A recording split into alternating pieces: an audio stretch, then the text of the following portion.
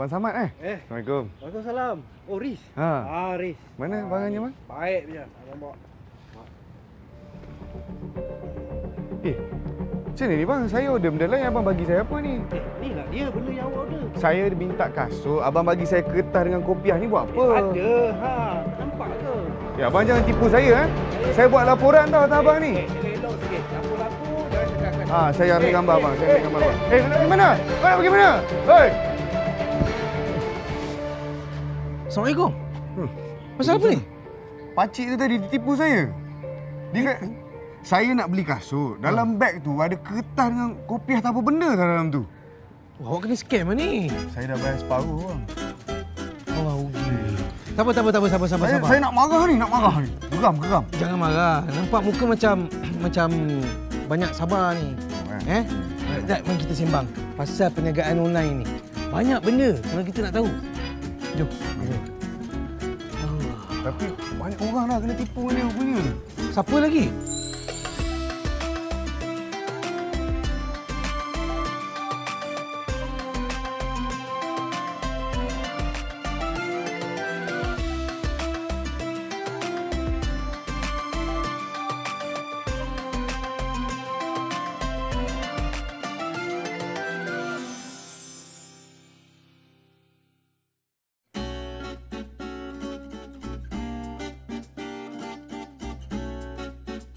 Assalamualaikum dan salam sejahtera bersama saya Riz Ismail dalam Chit Chat Ustaz. Baiklah, untuk segmen Arti Jemputan pada hari ini kita bersama dengan seorang lecturer, seorang pelakon filem terkenal satu ketika dahulu. Sekarang pun masih lagi orang kenal dia lah. Bukan kata dulu saja. Baik, tak lain dan tak bukan Abang Alun Izzanuddin. Betul?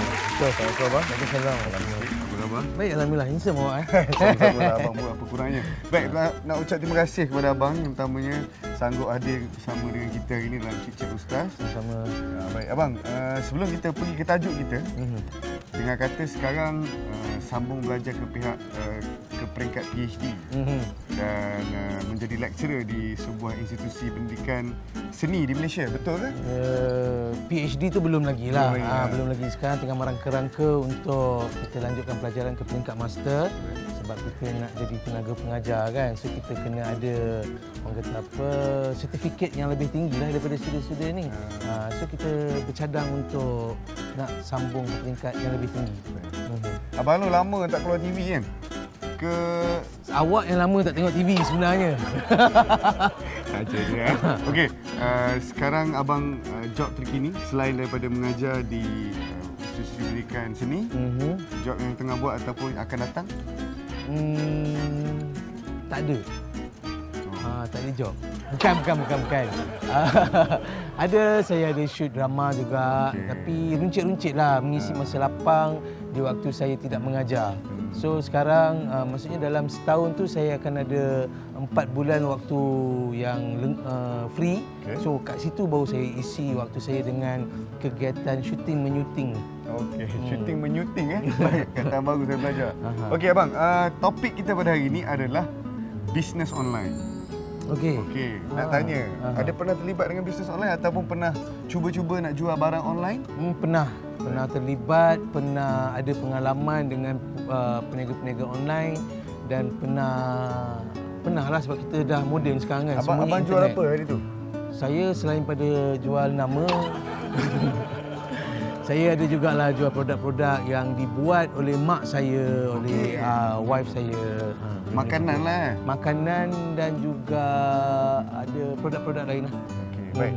Ni bang, bila cakap pasal bisnes online, baguslah kita memang disyariatkan lah. Sebab ada hadis memberitahu antara punca yang paling besar rezeki adalah daripada perniagaan. Jadi memang kita disarankan untuk berniaga. Tapi macam mana pendapat abang kepada orang-orang yang berniaga tapi nak untung lebih, lepas tu bagi barang-barang yang tak betul. Sebab sekarang bila online ni tak macam kita pergi ke kedai fizikal kan. Boleh try, okey katakanlah kita nak beli kasut, boleh try kasut ni jalan kanan dan kiri. Tapi bila jual dia kata okey kasut ni material macam ni sampai lain. Pendapat abang? Pendapat saya lah, untuk hidup dalam dunia ni kita perlu ada ilmu, kita perlu ada kepercayaan dan kita perlu ada pendirian. Bukan setakat agama, bukan setakat perniagaan je. Kalau kita bekerja pun dengan keadaan yang tak ikhlas, kalau dengan keadaan yang banyak curi tulang pun sama. Dia bagi saya itu rezeki yang haram. Kan? Meniaga lagilah. Kan? Kita memang boleh tipu orang. Dengan senang je kan. Tambah online sekarang ni. So bagi saya ilmu pengetahuan dan juga ilmu agama juga sangat penting dalam melakukan setiap kerja.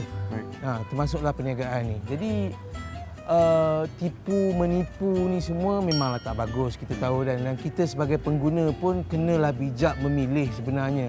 Kita tak boleh percaya terus sebab ya kita manusia, sama-sama manusia.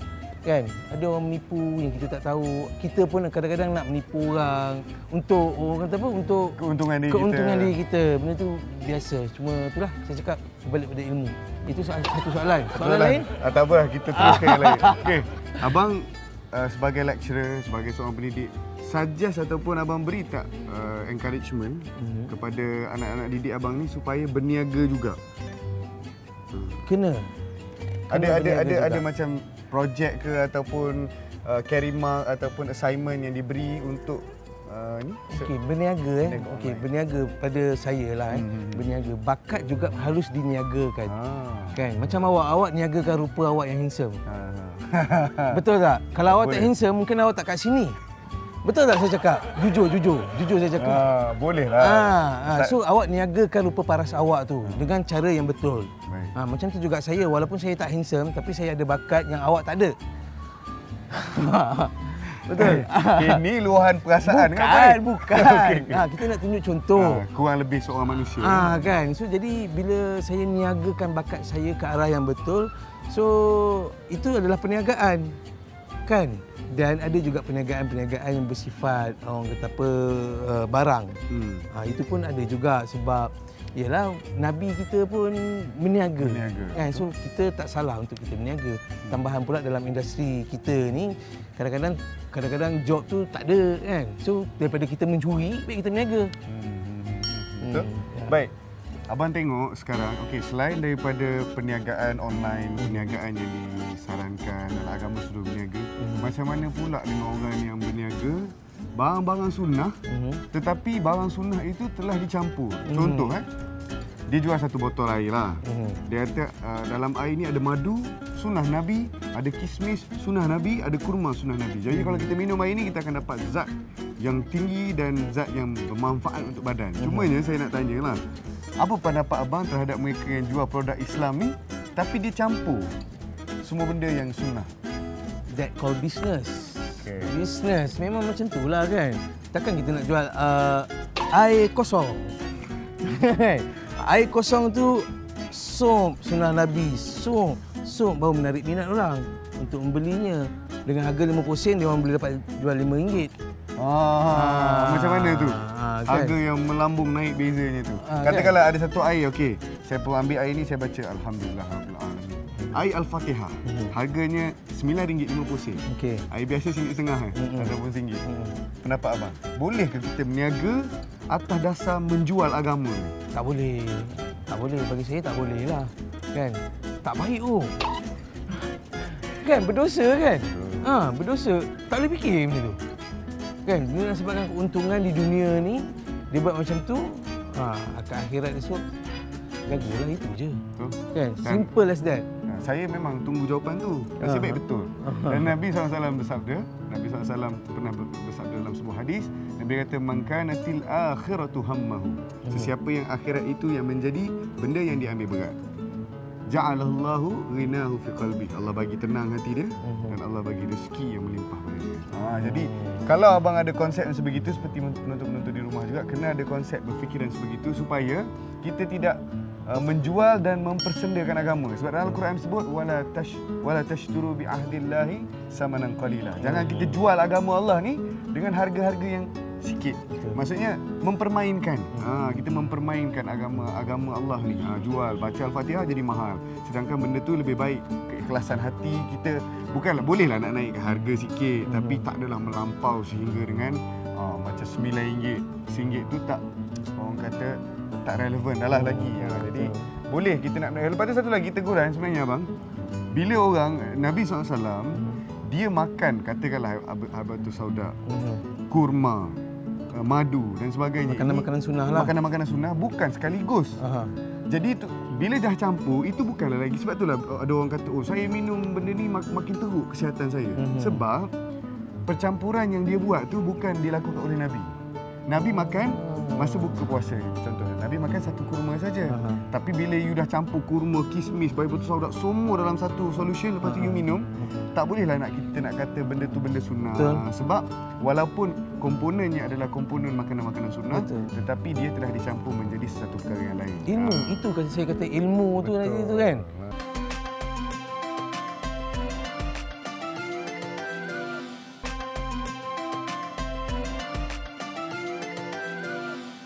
Ilmu je. So kita orang-orang Melayu ni, orang Islam, orang Melayu, kita Bersungguh-sungguh.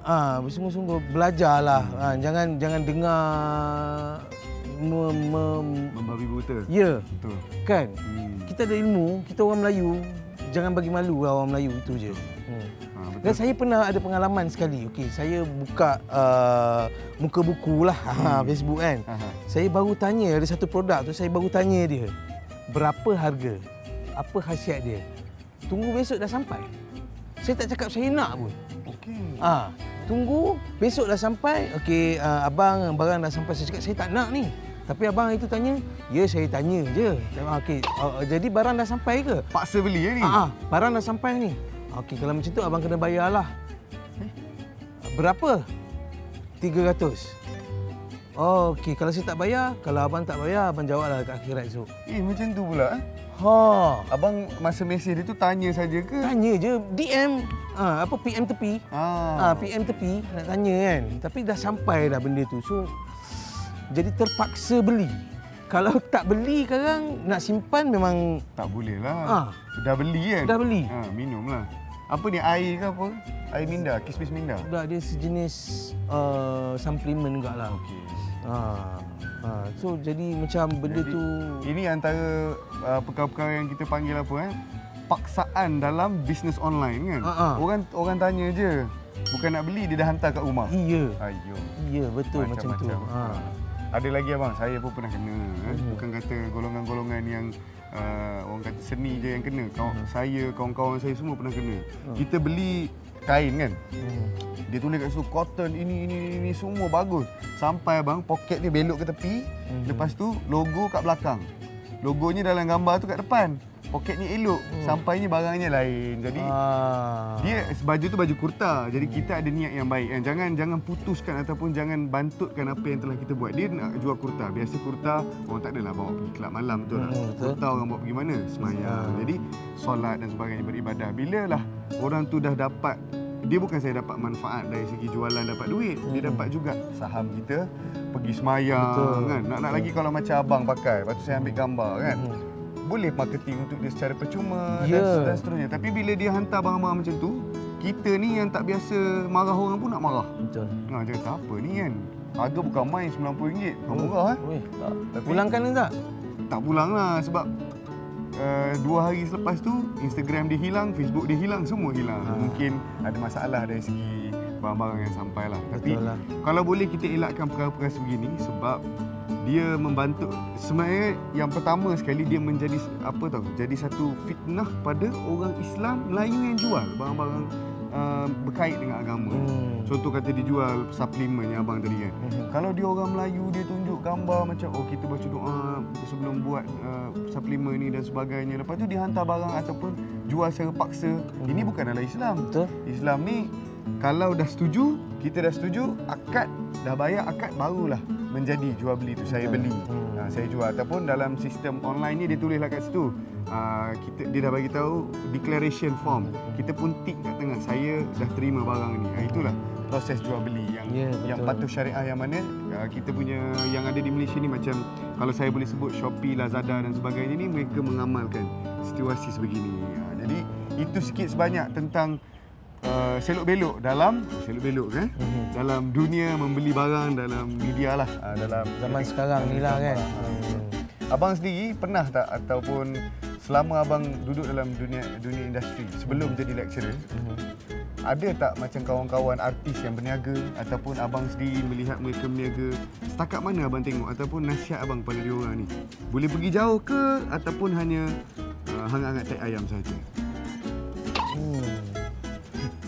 Macam saya cakap tadi lah kan, golongan-golongan artis ni dia berniaga waktu lapang dia. Okey. Sebab kita tahu bila artis-artis atau pelakon, penyanyi yang tak ada waktu lapang ni dia memang busy. Tapi ada juga kawan-kawan saya yang memang busy dan dia atur perniagaan dia tu dengan cantik kan. Contoh saya boleh sebut nama Izu Islam kan. Dia sibuk, kita tahu. Dia memang sibuk sekarang ni. Dan dia ada satu perniagaan yang di-manage well benda tu. Dia ada produk-produk dia yang dia ada pekerja-pekerja dia yang menjaga perniagaan dia tu kan. So bagi saya kalau nak berniaga biar berniaga macam tu. Jangan hangat-hangat tai ayam. Bila berniaga hangat-hangat tai ayam sebenarnya bila artis buat macam tu sebenarnya terpalit juga pada artis-artis yang lain. Alah artis berniaga sekejap je tu. Kan.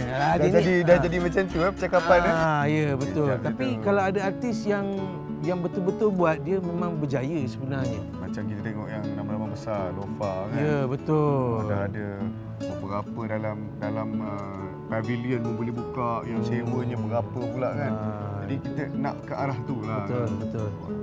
Okey, jadi sebagai soalan terakhir kepada abang, nasihat kalau boleh ikhlas dari hati kepada mereka yang menonton, macam mana kita nak bagi mereka panduan ataupun nasihat supaya perniagaan online dapat diteruskan. Satu, dan perniagaan online ni untuk orang Melayu, orang Islam lah. Kita tolak tepi Melayu, kita tak orang Islam supaya terus maju jaya ke depan insya-Allah. Okey. Silakan. Alright. Okey, bukan pada yang di luar saja, termasuk saya sendirilah kan pesanan ni kan. Bila kita nak berniaga, macam saya cakap tadi, ilmu sangat penting. Bukan saja ilmu perniagaan, ilmu agama juga penting kan untuk mencari keredaan Allah sebab kita tahu kita berniaga adalah untuk kita hidup, untuk nafkah kita untuk hidup, bukan sekadar kita pada family kita, mak kita, anak-anak kita, isteri kita semua.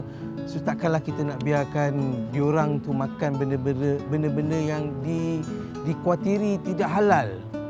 Kita tak tahu halal haram tu semua rahsia Allah kan. Yang penting kita buat tu secara jujur.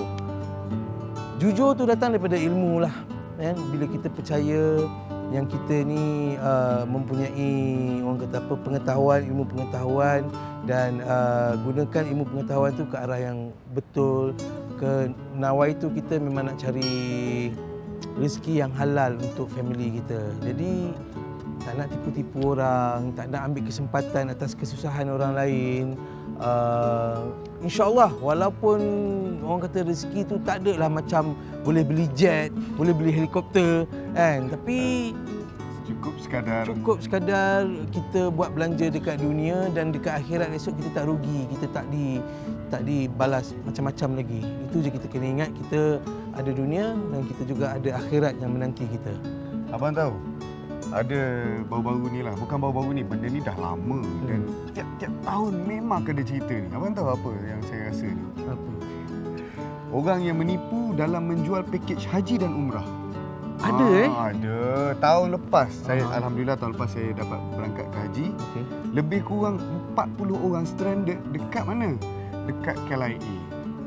Dia haji ni seperti mana yang kita tahu untuk furoda, untuk yang pergi bukan bawah tabung haji, maksudnya visa dia apply secara bersendirian, memang mahal. Visa saja mencecah 20,000. Visa saja. Jadi kepada mereka-mereka yang berniaga dalam bidang ini kan, pelancongan, terutamanya umrah dan haji ni, kalau boleh hati-hati, jangan janjikan benda yang tidak boleh dijanjikan.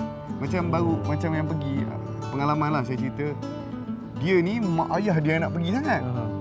Lepas tu pihak travel agent kata boleh insya-Allah boleh. Tak apa, kita niat ikhlas. Bukan macam mana boleh main niat ikhlas, benda tu tak diusahakan. Jadi bila sampai di airport, anak yang dapat pergi. Bapa dengan mak tak dapat pergi, nama tak keluar kat sistem. Jadi ini adalah satu, mak tu punya kekecewaan tu, dia dah packing barang 3 bulan sebelum. Dia tahu kan, dia dah bincang dengan suami. Nak pergi haji sini, dah beli tiket, dah beli apa semua, lepas tu cancel. Di saat akhir. pihak travel agency dah janji. Oh, you memang boleh pergi. Jangan risau. Ini kerja Allah bantu. Betul, Allah bantu. Kita tak nafikan. Tapi pihak-pihak yang berwajib, pihak-pihak yang mengusahakan visa, buatlah betul-betul. Buat betul-betul. Tak boleh pergi sebab visa tu tak lulus dan visa tu tak ada. Sebenarnya visa tu memang dalam orang kata apa, nak dapat tu memang percentage ni kurang berbanding dapat. Oh, kena scam lah maksudnya. Nak kata scam tu taklah juga sebab anak dia dapat pergi. Cumanya yang menjadi sedihnya bila sebab dia orang tua ni, dialah yang bersungguh nak Betul pergi. lah. Anak-anak ni sebagai pengiring. Bila jadi problem-problem macam ni, maka rosaklah nama Islam tu kan. You buat bisnes berkait dengan nak pergi Baitullah ni. Baitullah ni tempat nombor 1 lah bagi umat Islam kan. Di situlah kita duduk semayang hadap ke kiblat, tu lah kiblat kita. Tapi sayang 1000 kali sayang, ditipu dan sebagainya, mengecewakan orang Islam. Harapan buat suatu ibadah ni adalah dosa yang besar. Macam mana kalau jadi kat mak bapak dia? Oi, tak tahu abang. Itu yang saya khawatir dan saya sedih lah. Yang ada yang package umrah tipu RM4,000 tu memang tiap-tiap tahun akan ada yang kena. Terutamanya ibu-ibu ataupun golongan-golongan yang berada di luar bandar, di kampung-kampung. Mereka mudah percaya nak cari yang murah, kena tipu. Saya terlibat secara tak langsung dengan institusi kerajaan yang menjaga jemaah umrah ni, haji dan umrah. Memang banyak penipuan. Kesian ni. Sayang. Orang yang berani tipu atas agama, kalau dia jual kasut dia tipu ke pun dah dosa. Tapi okey lagi lah ni. Kalau kena tipu pun orang macam sedih dia sikit-sikit je. Ni yang tipu pergi haji. Dia jual agama tu. Astagfirullahaladzim. Jadi harap-harapnya perkara ni seterusnya mana-mana bisnes pun yang nak dibuat dalam online ni, dunia maya ni, buatlah dengan betul, buat dengan jujur, insya-Allah Allah SWT akan bagi ganjaran yang lebih lagi kepada Betul sangat. Jadi sekarang itu saja untuk episod kali ini bersama dengan Abang Along.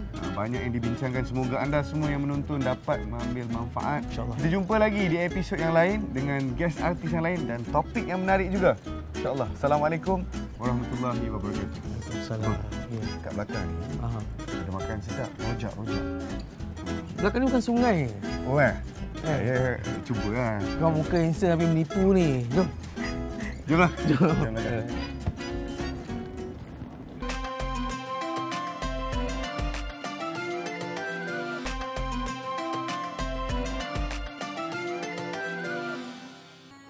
Hello, Assalamualaikum Di. Ya, betul. Produk sunnah kita tu sebenarnya ada madu ke tak dalam tu? Sebab dia orang ni duk cakap madu tak ada. Dia orang tak rasa manis tu. Madu memang tak ada? Tak ada masalah lah. Kita jual je lah. Yang penting gambar madu kan ada kat depan. Gambar madu mesti ada kat depan. Kalau tak buah madu pun tak apa. Buah gula je. Bubuh je berapa banyak gula dalam tu. Yang penting manis. Boleh? Kita jual barang sunnah ni, kita kena bagi betul-betul rasa manis tu. Jangan risaulah. Bye. Ya. Assalamualaikum.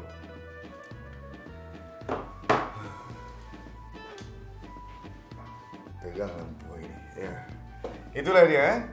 Situasi yang mana ada orang menipu dalam jual beli produk-produk yang ada sekarang. Baik, bersama saya Riz Ismail dalam Cicak Ustaz.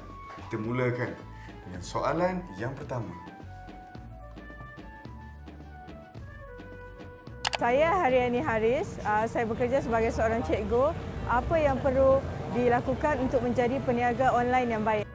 Seperti yang kita pernah sebut dalam episod-episod yang lepas, Sayyidina Umar pernah berkata, "Qulil haqq walau kana murran." Cakap yang benar walaupun ianya pahit. Dan dalam Al-Quran juga ada menyebut tentang kejujuran. Cakap yang betul, cakap yang tepat. Supaya apa yang diperkatakan itu menjadi saksi dan menjadi satu bukti bahawasanya benda-benda yang disebut adalah benar. Sebagai contoh, macam mana kita nak jadi seseorang yang baik dalam jualan online ni. Biasa sekarang banyak Insta online dan sebagainya. Bukan saja di Instagram, di semua media-media sosial orang berniaga. Alhamdulillah, bagus. Perniagaan ni adalah salah satu punca rezeki yang terbesar yang boleh kita amalkan dalam hidup kita. Itu baik. Tetapi kadang-kadang ada terjadinya, contohlah, saya bagi contoh yang kerap kali diperkatakan ni, macam jual barang-barang tudung, lepas tu letak model-model yang cantik dan tidak menepati piawai ataupun tidak menepati aurat yang patut dia tutup. Tudung jual bagus dah. Yalah, tudung ni untuk kita tutup aurat, tapi baju ketat sangat. Seluar ketat sangat pula, pakai heels lagi, lepas tu ada bonggol unta pula kat belakang. Ini kita buat benda haram dan benda halal bercampur ya. Jadi macam mana nak jadi yang terbaik? Kalaulah kita nak jual tudung, nak jual Al-Quran ke, nak jual perkara-perkara yang terlibat dengan Islamik ni, kita jual dengan cara yang jujur. Jual cara yang halal. Kalau nak tunjukkan model, tak ada masalah. Kita boleh tunjukkan model selagi mana dia membuka hanya muka dan pergelangan tangan ni lah kan. Tapak tangan ni, bukan pergelangan tangan, tapak tangan ni dan kat atas lah. Jadi ini adalah aurat yang boleh ataupun anggota yang boleh didedahkan kepada umum. Itu pun ada juga yang mengatakan tak boleh, setengah-setengah ulama kata tak boleh. Tapi tak apalah, nak sangat tunjuk model yang muslimah. Bagi contoh yang terbaik supaya mereka-mereka yang nak beli produk ni faham, dan mereka-mereka yang nak beli produk ni tahu, at least ada guideline. Kena pakai macam ni. Sebenarnya anda-anda yang menjual online ni juga boleh mencari pahala sambil berniaga. Apa maksud saya? Bila ada satu model yang sempurna, auratnya ditutup, orang yang membeli akan cuba menyerupai pakaian yang ditunjuk oleh model tersebut. Dan ini akan bertambahlah saham kita, pahala kita kan. Bila kita tunjuk perkara yang baik, orang lain ikut, alhamdulillah, syukur kepada Allah Subhanahu Taala. Itu yang pertama kalau kita nak jadi orang yang baik, jujur apabila menjual barang-barang online. Yang kedua, kalaulah ada sebarang masalah terhadap barang tersebut, kalau beli barang tak sampai ke ataupun seperti mana, mesti ada perjanjian seperti mana yang saya sebut. Apa-apa pembelian atau apa-apa hutang yang melibatkan antara dua pihak, mesti ada hitam putihnya. Sebenarnya ini bukanlah dari aspek legal saja, tetapi ini adalah aspek agama. Islam mendidik kita supaya mengkontrakan, maksudnya menampakkan hitam dan putih di atas satu perkara. Itu yang banyak peniaga-peniaga online kita terlepas pandang. Jangan terlepas pandang perkara ni, dan cubalah amalkan lagi dalam kehidupan kita dan menyempurnakan sikit demi sikit bagaimana cara untuk jual online. Yang ketiga, ada 3 poin saya untuk satu soalan ni.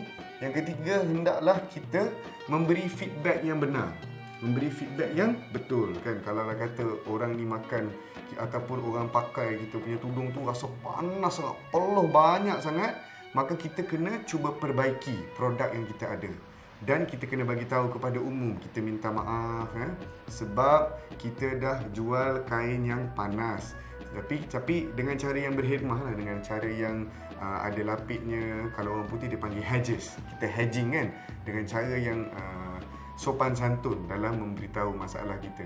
Perbaiki dan berikan kualiti yang terbaik.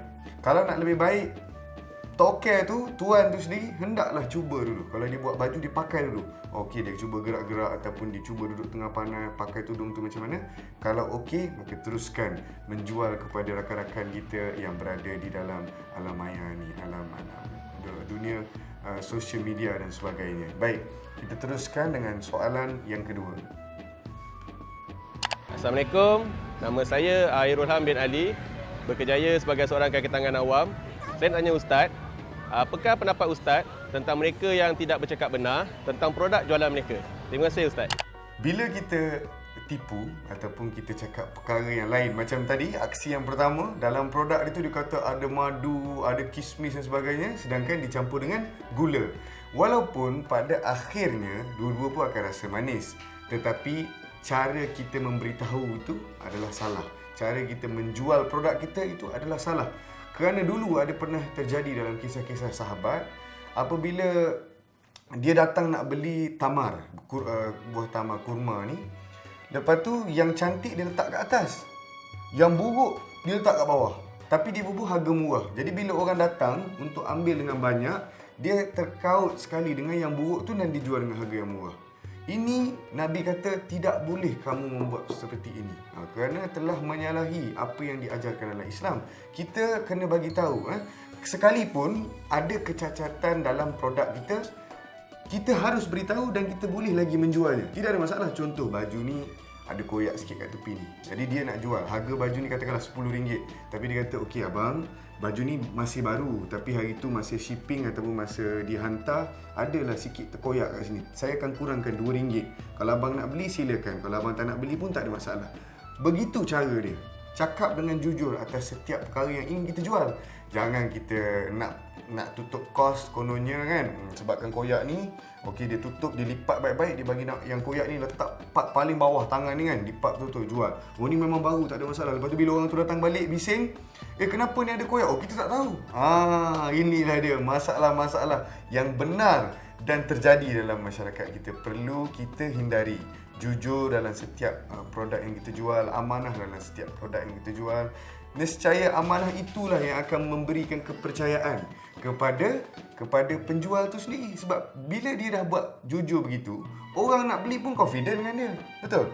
Bila orang datang, orang cakap kat dia, bila dia beli, orang tu dah bagi tahu ada koyak sini, dia pun rasa dihargai. Oh, kau tak tipu aku Bagi tahu setiap mana, walaupun koyak tu tak ada memberi apa-apa kesan pun, tapi beritahu.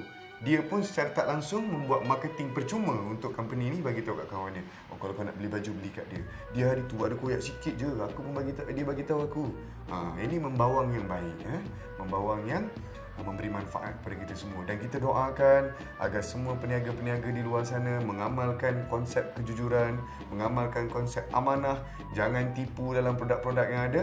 Kerana akhir sekali kepada mereka-mereka, terutamanya yang jual-jual barang-barang sunnah ni, janganlah menipu atas nama Nabi SAW. Jangan, madu ni makanan Nabi, kurma makanan Nabi, kismis makanan Nabi. Tipu, cakap dalam ni ada kurma, ada kismis dan sebagainya. Sebenarnya tak ada. Jangan. Menggunakan nama agama ini sebagai satu perkara yang menguntungkan diri, ini adalah fitnah. Dan fitnah inilah yang besar dosanya lebih daripada membunuh. Al-fitnatu asyaddu minal qatl. Jangan kita fitnah ataupun kita mereka-reka satu-satu produk ada ni ada tu, jangan. Baik, sekadar itu saja untuk soalan yang kedua. Kita teruskan dengan soalan yang ketiga. Assalamualaikum, saya Nur Amira Wajihah binti Razif, merupakan lepasan SPM dari Kelantan. Ingin bertanyakan Ustaz tentang adakah jual beli online pada masa kini perlu mengikuti rukun dan adab jual beli mengikut konvensional. Itu sahaja Ustaz. Terima kasih. Selagi nama dia pembelian ataupun selagi nama dia perniagaan, hendaklah dia mengikuti syariat Islamiah. Dan Alhamdulillah di negara kita Malaysia ni ada hitam putih dan juga sistem yang mana telah disyariahkan. Macam setengah-setengah bank pun ada mengamalkan begini, Islamic. The term Islamic tu dah dimasukkan dan akad proses jual beli juga telah diterapkan dalam sistem jual beli di Malaysia ini, online maupun di peringkat kita yang fizikal jual beli ni. Jadi insya-Allah semoga Malaysia ini menjadi salah satu platform penjualan di alam maya Islamik yang sustainable dan boleh bagi contoh kepada negara-negara yang lain insya-Allah. Sekarang itu saja daripada saya Riz Ismail untuk sesi ataupun platform kita dalam soal jawab. Kita akan teruskan lagi dengan episod yang lain dengan topik yang lebih menarik insya-Allah. Assalamualaikum warahmatullahi wabarakatuh.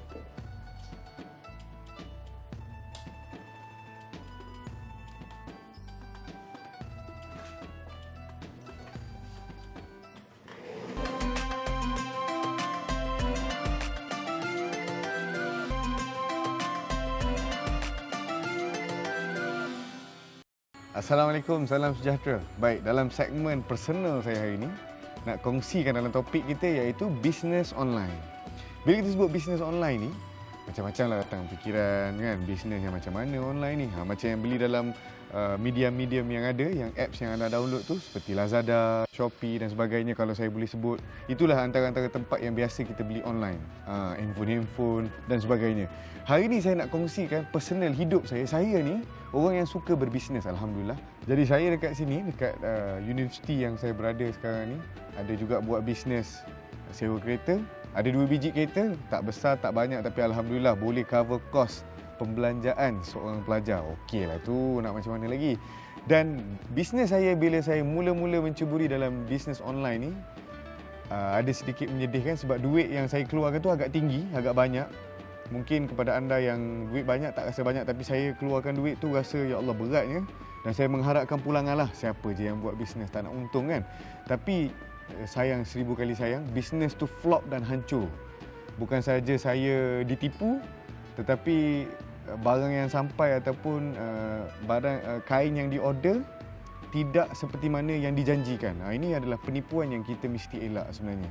Okey, baik, saya nak tunjukkan kepada anda semua, penonton-penonton Awesome TV dalam Cik Chat Ustaz ini. Inilah baju yang dihantar kepada saya. Alhamdulillah.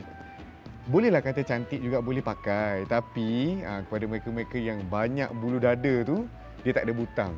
Masa kita janji hari tu, butang bukan main besar, cantik kan. Tapi bila sampai, dia mungkin nak tunjuk fashion terkini, dada dia terbelah sampai ke sini.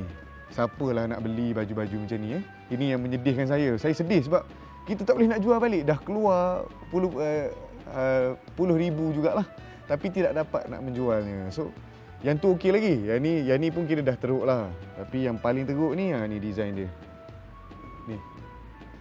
Ni dia mungkin tak sempat jahit ke apa ke, tak tahulah. Tapi dia kata ini design terkini. Sepanjang saya hidup ni tak pernah jumpa lagi lah bajunya yang kain dia tak cukup jahitan ni kan. Maksudnya biasanya orang akan lipat begitu, ataupun orang buat lagi satu bahagian nak menunjukkan ni bahagian tangan. Tapi inilah dia nak jual dengan RM80. Ada ke yang nak beli kat luar sana? Baik, bukan saja baju ni. Sebenarnya dia kata kat saya, bila saya tanya sebab apa, dia kata salah faham. Oh, kita orang ingatkan you nak buat zip tu dekat sini. So dia buatlah zip yang baju kan, ada kan jenis fashion zip kat sini ni. So dia buat fashion zip tu kat sini. Dua pula tu zip dia bertutup tu. Bagus dua. Dan tapi yang paling sedihnya, dekat sini terlalu terbuka, tak boleh nak butang. Jadi ini antara perkara yang saya belajar. Dalam erti kata lain, dalam maksud Islamik ni, kena tabayun sebelum kita beli barang-barang dengan sesiapa saja pun. Macam mana dia tunjuk contoh example tu, kita kena kata okey, betul sebiji macam ni. Dan mesti ada agreement. Agreement ni siapa ajar sebenarnya? Islam yang mengajar, supaya kita menyatakan apa yang kita nak jual, apa yang kita nak beli. Yang anda-anda semua dah buat hari itu.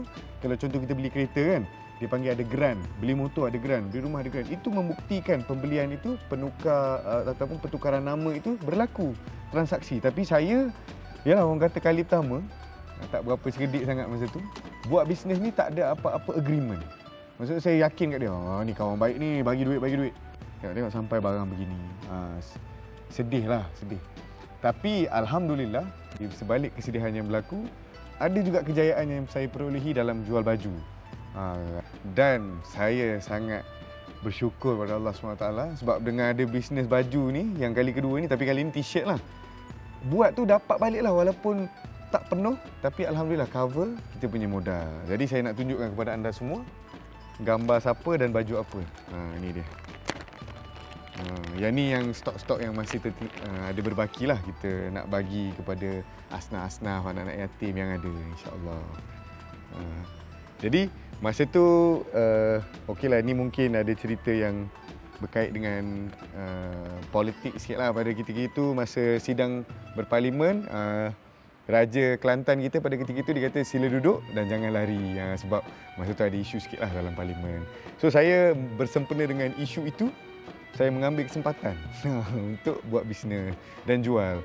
Jadi Alhamdulillah dengan baju ni berbaliklah modal dan bolehlah cover juga kos yang saya keluarkan untuk baju saya yang pertama dulu, kurta yang tak menjadi tu. Jadi ini sikit sebanyak bidang ataupun bisnes online yang kita perlu buat. Kita boleh ceburi untuk dapat sedikit sebanyak salary kita, income kita daripada punca-punca yang lain. Dan Nabi SAW pun ada memberi suggestion, ada memberi encouragement kepada kita orang Islam supaya berniaga. Berniaga yang macam mana? Tak kisahlah online ke, makanan ke, yang penting satu je kunci dia. Buatlah apa-apa sekalipun, tapi yang penting miftahul amal ataupun miftahul ikhlas, kunci kepada keikhlasan adalah kejujuran. Cakap yang jujur. Kalau kata baju ni modal dia RM20, janganlah jual sampai RM400.